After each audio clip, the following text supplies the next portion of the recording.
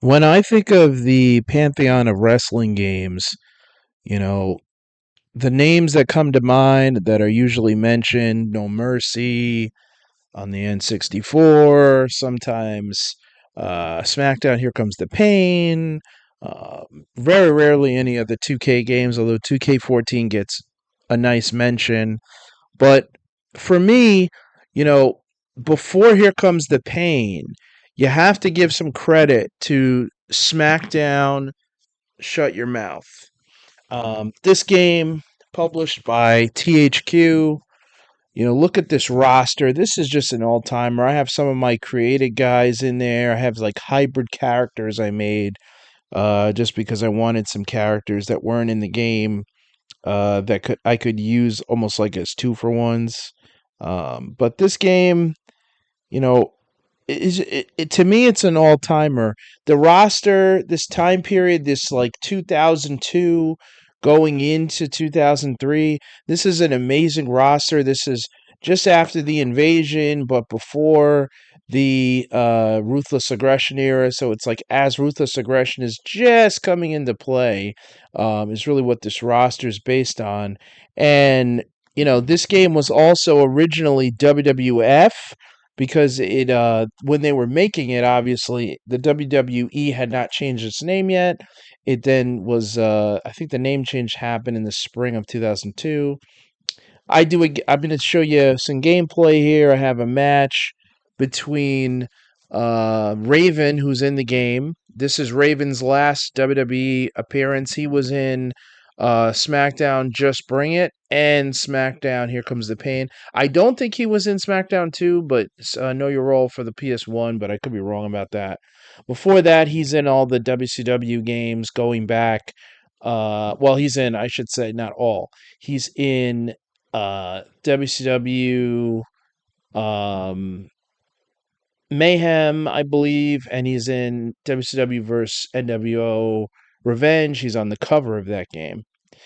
Anyway, this is going to be his last appearance in a wrestling game. He for some time, minus anybody's created characters. So I do him versus CM Punk. CM Punk doesn't debut in a wrestling game for WWE until SmackDown vs. Raw 2008. So quite a ways away. So I created CM Punk recently. Um, this is exactly what this game is all about. I think this gameplay, I was just messing around. I decided to just record as I was playing. I think this encompasses what's great about this game. They made a big deal in 2K24 about throwing the weapon. Bro, as you could see in this game footage, you could throw a weapon back then. Um, it's a fast-paced game, but you're seeing the evolution of where they're taking these games on the PlayStation. Because even though it's still fast-paced, it's a little bit more methodical and calculated. They're registering hit detection and allowing damage to seep in a little bit more than what they did in the previous four games. It's not as much as you don't have the body damage that you're going to have in later games. You don't have blood yet. You're one game away from that. Blood is coming in the next game. But the weapons do some damage in this game. It's way more than just Bring It, and certainly more than SmackDown Know Your Role and the first SmackDown that came on the PlayStation 1. So they're starting to give you a little bit of what you're going to get in the future. Also, the grappling, instead of just snap grappling, what I call it. Snap grappling is essentially when in the old SmackDown games, as soon as you press up and circle, he just kind of sucks into his opponent and does a move. In this game, and then going forward, it gets even more. You're going to grapple, and there's going to be that lockup period, that like half a second to a second of a lockup, where then you can choose the type of grappling set that you want to get into. Your power moves, your technical moves, your dirty moves, whatever. That's a big difference for these games. It's a little bit more towards the No Mercy style, but not obviously there because this is still much faster pace and all that. Also, high fun factor in this game: the backstage. this is a staple of what made the SmackDown series for the first 4 or 5 entries so much fun for me is the smooth transition backstage. The fact that they had so many backstage areas, locker rooms, corridors, WWE New York, the world as they would call it later. The actual arena, you could fight in the stands, as you see here at the concession stands. You could go inside, outside the arena, the parking lot, all that stuff. That was such a huge part of the game. Now, when you play these games, it's like, oh, you can do parking lot brawl. You could pick a set that you're going to wrestle on. Back in these games, even if you didn't start backstage, you could take the fight backstage. You could do it now. In this kind of match, you could actually pin the guy backstage. But if you wanted to, in a normal match, you could go backstage. Maybe you couldn't pin him, but you could fight. I mean, this is just tons of fun. Weapon variety also. Yeah, you don't have the weapon selection screen that you have in the newer games. But you know what you have? When you go into different rooms and different areas, you have different weapons. And that makes it fun. So it's exciting when I found a kendo stick. I found a chair. I can hit them with a TV. I can hit them with equipment from the locker room, like they have weight room equipment, things like that. So they really allow you to feel like you're watching like a wrestling match on television, the way they used to be done. And I think that adds to the environment, the high fun factor. And again, the gameplay is just so high paced, but it's still smooth. As you could see, like I'm hitting him, he's registering it. It's way more than what you had on the PS1 games. Um, it's just really awesome. And this is again, you're not going to have what you love about Here Comes the Pain if you don't have Shut Your Mouth. But Shut Your Mouth should not be discounted as just the little brother to Here Comes the Pain. I think Shut Your Mouth has a lot of value on its own. I really do. I think Shut Your Mouth is a game that, it has uh, a great roster, one of the better rosters. I mean, here's the thing. You have Hollywood Hogan in this game. You have Jeff Hardy. You have Kevin Nash, X-Pac. Now, you don't have Goldberg. You don't have Scott Steiner. So those were like big additions to Here Comes the Pain. But you know what? You can create them as I did very easily. And if you have both games, then it's not really a miss. You create the guys you don't have in one, you put them in. And it's very easy. They really wanted you to be able to create those specific characters in this game because they have the move sets, they have their similar entrances. They really like set it up for you to fill in the stuff that they didn't add on their own. You can see here we're back in the corridor of the arena. This is just exactly what makes this game so much fun to me. You don't have this experience in the newer games, unfortunately. And I have 2K25, I have 2K24. I enjoy it. Um, but I can't pretend like when I'm playing those games, and I'm either missing a wrestler or simply missing little features. I mean, even this stuff, like you come into the arena and just the ability to kind of hop on the stage very quickly. It's so much fun. It's arcade like, but it does kind of add to like what made like watching wrestling fun in this time period. The stage set, the anything goes kind of surprise nature of the shows. Um, and it's still fun for me. I'm an older head, so I enjoy. A couple times I tried to climb the thing here. I don't know why I couldn't climb it. I don't know. Maybe I just couldn't do it with this in this specific game mode or something. But I don't know. I was probably just doing something wrong. But so I enjoy having like Raven in the game. You know, like for me, that's like, oh, this is cool. I enjoy having Jeff Hardy in the game, Taz in this game. Let's see who else was it? Lance Storm. These are guys who would really fade out of wrestling games for WWE, because they weren't featured on TV or they left the company. So it's pretty cool to have certain guys that I remember. I would say this roster, and not just for the game, but just in this time period, this is a great roster if you were a fan of WCW and ECW and the Attitude Era, because in this time period, you have the holdovers from the invasion. You have guys that are just starting to come into the company, but you still have some of the guys who you liked from the Attitude Era, the Farouks, the Bradshaws, the Hardcore Hollies, Tess, Chris Jericho, Benoit. They really Eddie Guerrero. So it's a roster that fills out a lot of different eras that you don't have to go nuts, and then it's easy to create people you don't have nice to see do. That's the other thing. See how you do the Raven effect on top of the table? This is uh, one of the things that you can't do as easily in even the SmackDown versus Raw series.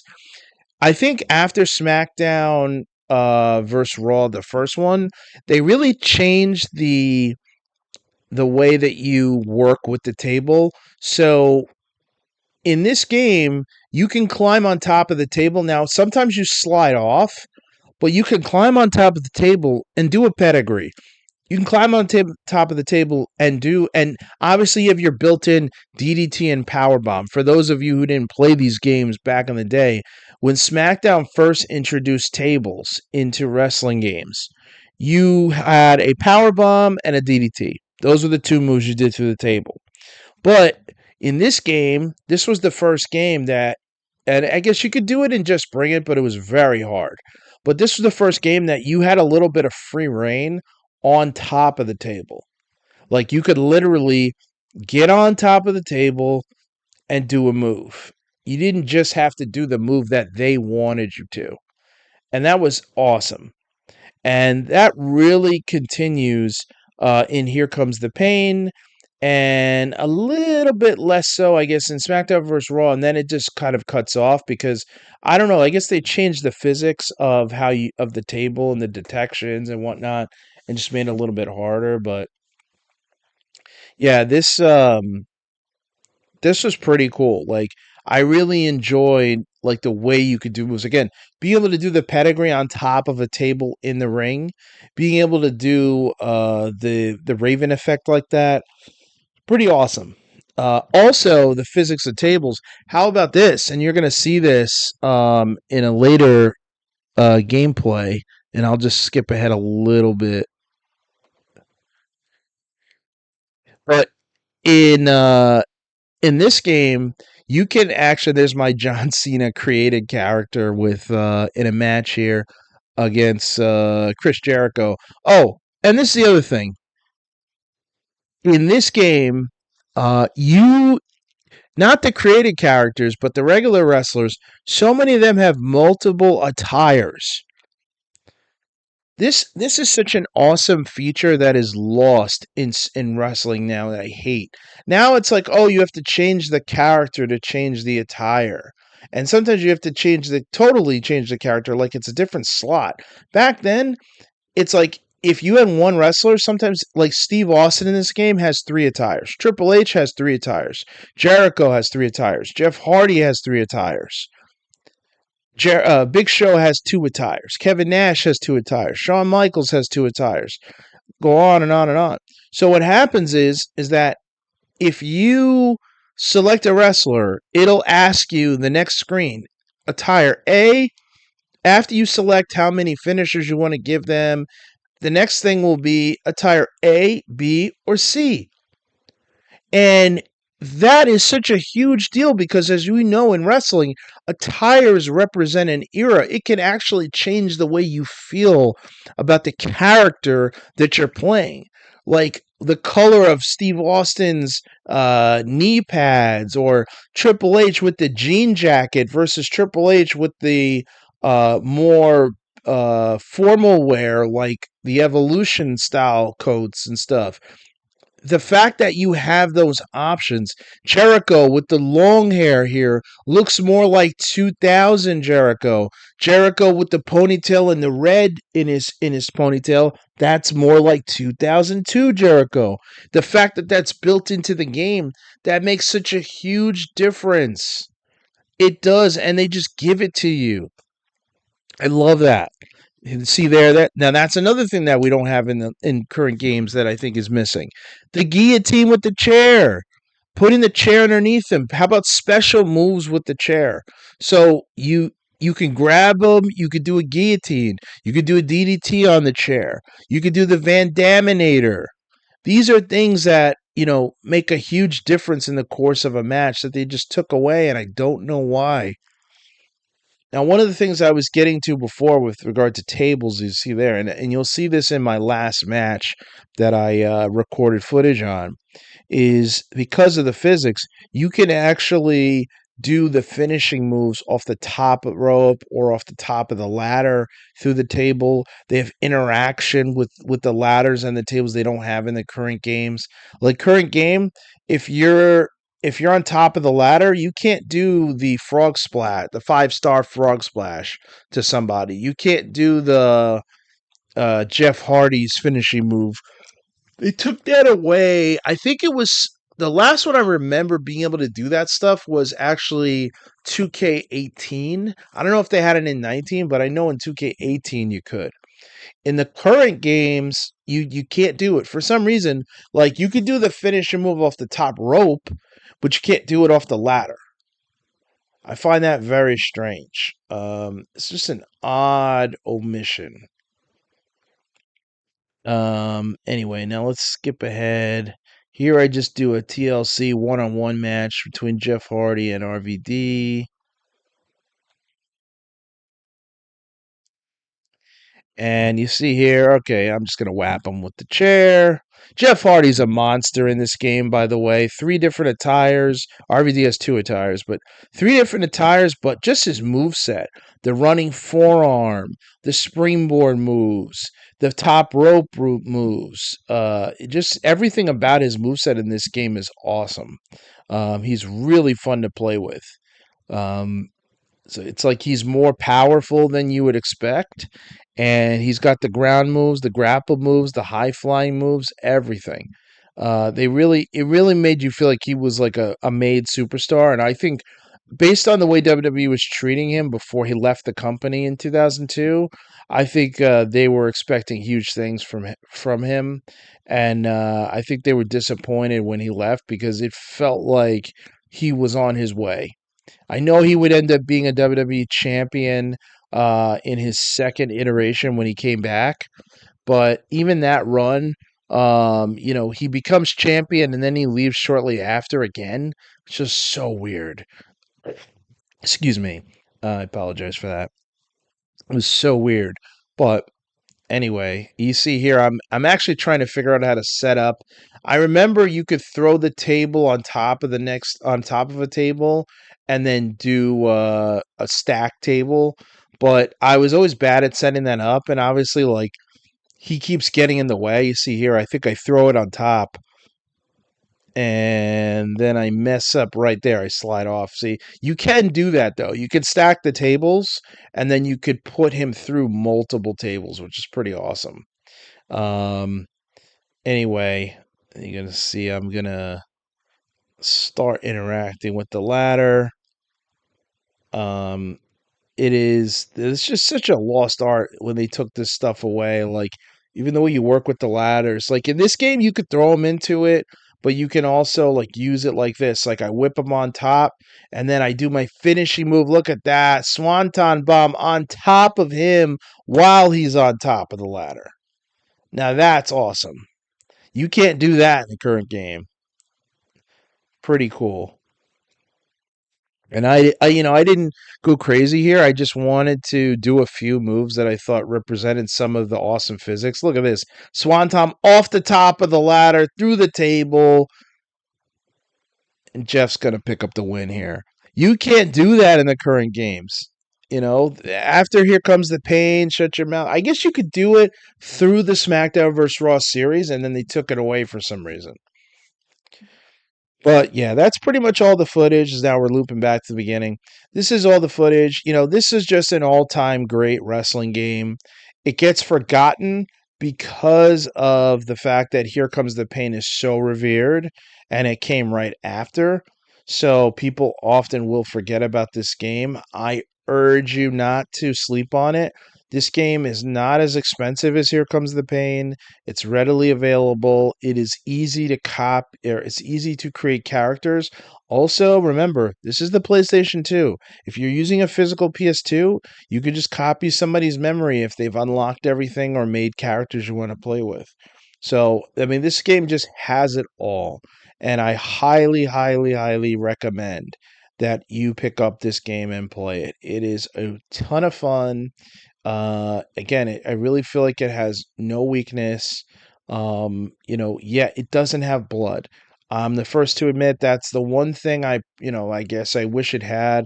It wasn't really a factor for me when it came out because if you're familiar with the PlayStation wrestling games, the Smackdown series, you never had blood before, so wasn't really on the radar. Um, but the fact that they added blood and Here Comes the Pain, I think, helped to push it over the tops on top of the other things. Like graphically, it's cleaner, and it's just like it is a better game in terms of overall quality of gameplay. But I would absolutely recommend both these games: SmackDown, Shut Your Mouth, and Here Comes the Pain. It's an amazing series. And it's something that I think as a wrestling fan you'll enjoy, or even just a fighting game fan, it's just easy to mess around with. So that's all I have. I know there's more to this game. The story mode, I could talk about that. I didn't record any footage of it. But the story mode's probably the best in the entire history of wrestling games because literally you're in first person mode wandering around an open arena. It's like an open world story where you can move around and go up to different wrestlers, go into different rooms, different areas of the arena, and then eventually decide whether you want to play your match or interfere in other people's matches or play other people's matches. It is by far the best career mode in the history of any wrestling game. And now you're probably wondering why I didn't show it. Well, I just wasn't playing it, so that's why. But you need to play it at least once. You will be highly disappointed in the island and all the modern nonsense that they have to unlock characters. This game is everything that you would want when you're unlocking people. It's totally fun. You do it by winning pay-per-view matches, and then you get a selection of 3 things that you can pick one of to unlock. I highly recommend this. Again, forget about wasting your money and time on 2K25. I think 2K25, once you can unlock everything, I think it's great. The idea they slow roll some of the best content is ridiculous. I hate that. As much as I appreciate it's a decent game, the fact that you have these games that everything is just built into it and it takes a lot less memory and it's a lot more fun. Yeah, I recommend it. So that's all I have for you on this one. Like I said, I've had more time this week, so you're noticing the channel. I appreciate any like and subscription would be very, very appreciated. I'd love to grow my subscription numbers on this channel. I do this for fun, but I want to continue to do it, and I'd love to see the numbers grow so that I can keep it going. I'm going to also, at some point, I'll be heading over to J2 Games and hopefully record some footage there to continue my series on the retro video game scene here in New Jersey. So that's something I want to continue because I think it's something that should be said. If you live in the tri-state area around New Jersey, you really are lucky because there's so many retro video game stores and retro arcades that you can basically immerse yourself in the retro video game scene, and it's almost like it's you're living in 1999 or 2005 or whatever. There's just the games are readily available, arcades, etc. You could basically just really roll yourself into the video game scene, both new and retro. So that's something I want to continue to focus on. I did a couple of videos about that scene, and I want to keep that going. Um, but yep, that's about it. So I'll continue, and you'll see some more content. Please like and subscribe. I really appreciate it. And put in the comments anything that you'd like me to cover. I have a bunch of wrestling games. I think I have almost every one for the on the SmackDown series, minus 2010 SmackDown vs. Raw 2010. I don't have for the PS2 at least. And I have a bunch of other games that I want to do some footage on. So you'll see some more stuff coming out this week. So we'll continue to have fun here in the Corner Arcade. Thanks, everybody.